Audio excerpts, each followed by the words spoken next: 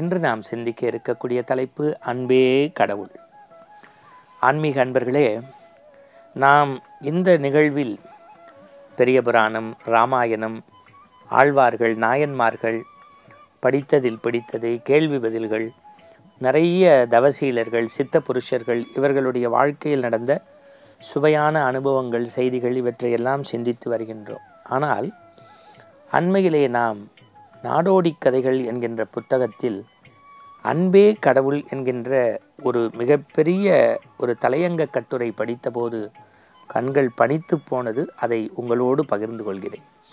பெரிய முருக பக்தர் ஆண்டுக்கு ஒருமுறை பழனிக்கு சென்று பாத யாத்திரையாய் வழிபடுவதை தன்னுடைய வாடிக்கையாக வைத்திருக்கிறார்.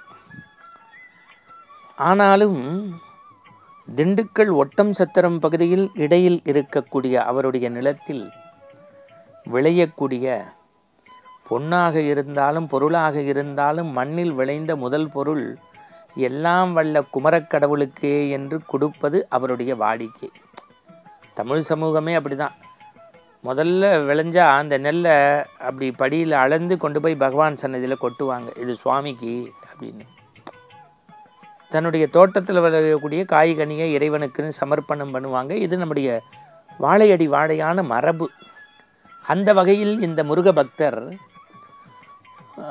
திண்டுக்கல் ஒட்டஞ்சத்திரம் பகுதியில் வாழக்கூடியவர். பெரிய நிலமிராசு பண்ணையார். குமரக்கடவுளே தன்னுடைய குறை நீர்க்கக்கூடிய கடவுள் என்று வாழக்கூடியவர்.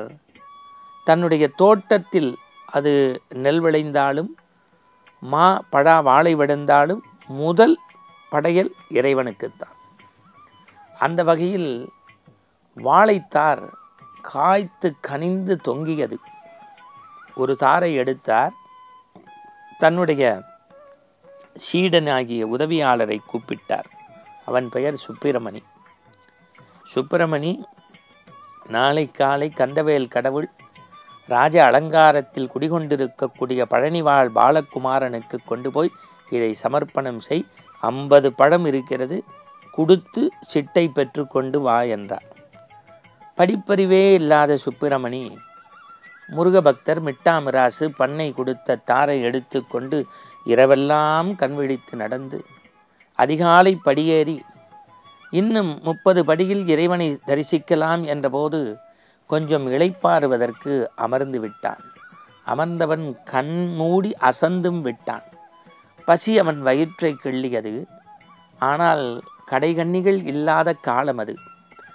உண்கின்ற பசி வன்கின்ற போது தன் உயிரையே மறந்து விடுவான் மனிதன். பசி வந்தால் 10 பறக்கும். கையில் இருப்பது ஒற்றைத்தார் 50 பழங்கள். 2 பழத்தை எடுத்து சுப்பிரமணி அமைதியாக உண்டான். மலையடிவாரத்தில் கீழிருந்து மேல் சென்றவன் அங்கு உள்ள அலுவலகத்தில் அதை கொடுத்து சிட்டை பெற்றான். அந்த காலத்திலலாம் சிட்டை இந்த அவருடைய மிராசு பேரை போட்டு அவரிடமிருந்து பெறப்பட்ட ஒரு தார் வாழைப்பழம் 48 பழங்கள் அடங்கியது நம்முடைய பழனிவாழ் பாலகுமாரனுக்கு பெற்றுக்கொள்ளப்பட்டது, நன்றி அப்படிங்கிற ரசீது கொடுத்தாச்சு. மாலை இல்லம் திரும்பினான். மிராசு அவரை திட்டி தீர்த்தார். 30 வருடம் என்னிடத்தில் சுப்பிரமணி என்கின்ற பெயர் கொண்ட நீ இப்படி சூதும் வாதும் நிறைந்திருக்கிறாயே, 50 பழத்தில் 2ஐ குறைத்து விட்டாயேன்னு திட்டி தீர்த்தி என் கண்ணிலே முழிக்காத போன்ட்டார். கதிரவன் மறைந்தது. இரவு உறங்கினார் மிராசு. நள்ளிரவு நேரத்தில் பாலகுமாரன் மிராசின் கனவில் போனார். நீ கொடுத்தனுப்பிய வாழைத்தார் வந்தது. பொதுவாக ஒரு தார் என்றால் 40, 50, 60, 70 பழங்கள் இருக்கும். ஆனால் உன் தார் சுவைமிகு தார். 2 பழங்கள் எனக்கு வந்து சேர்ந்தது, இனிமையாக இருந்தது. 2 பழங்கள் வந்து சேர்ந்தது, இனிமையாக இருந்தது. மிராசு மிரட்சியோடு சொன்னார், பழனிவாழ் பாலகுமாரா, 50 பழங்கள் கொடுத்தேன். அடியேன் கொடுத்த 50இல் 2ஐ ஏதோ செய்து விட்டான். 48 மட்டுமே உனக்கு வந்து சேர்ந்தது என்று சிட்டை பெற்றேன். அவன் உன்னையும் ஏமாற்றினான், என்னையும் ஏமாற்றினான். 2 தான் வந்ததா? 2 தான் வந்ததா? 48 படங்கள் எங்கே போயின? விடியட்டும், நான் சுப்பிரமணியை ஒரு கை பார்க்கிறேன் என்றான். பழனிவாழ் பாலகுமாரன் பக்கத்தில் வந்து செவியோடு தன் சிந்தை குளிரச் சொல்லான், மிராசே, நீங்கள் கொடுத்து அனுப்பிய படங்கள் எத்தனை என்று எனக்கு தெரியாது.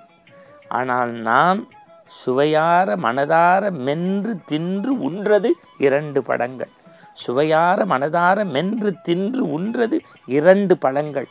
அந்த 2 தான் எனக்கு இன்பமாய் இன்று வரை பசி போக்கியதுன்னு சொல்லிட்டு போயிட்டாரு. கண்ணு முடிச்சு பார்த்தா மிரண்டு போனார் மிராசு. பிறகுதான் அவருக்கு புரிந்தது. மறுநாள் சுப்பிரமணியன் வந்தபோது நடந்ததை சொல்லி, நான் பசி என்று வந்தபோது நம் படத்தில் 2 உண்டு கொடுத்தேன் என்றான். பிறகுதான் தெரிந்தது, பழனிவாழ் பாலகுமாரன் மிராசின் கனவில் போய் சொன்னது, அதாவது பசி என்று வந்தவனுக்கு நீ அந்த பக்தனுக்கு உணவு தருவதுதான் உண்மையான எனக்கு நேவேத்தியம், அது என்னை வந்து நேரடியாக சேருகிறது.